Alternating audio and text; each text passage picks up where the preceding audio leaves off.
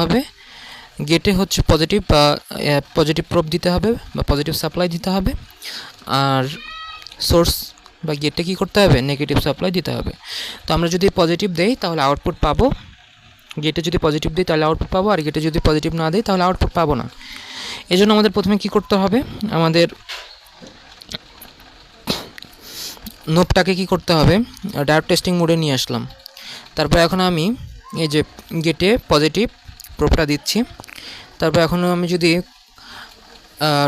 এইখানে দিলাম হচ্ছে ড্রেনে দিলাম 1245 দেখাচ্ছে, আবার যদি সোর্সেও দেই তাহলেও 1245 দেখাবে, ঠিক আছে। এখন ড্রেন আর সোর্সের মধ্যে কী হয় সেটা একটু খেয়াল করি। ফেট হচ্ছে নর্মালি 1, ঠিক আছে।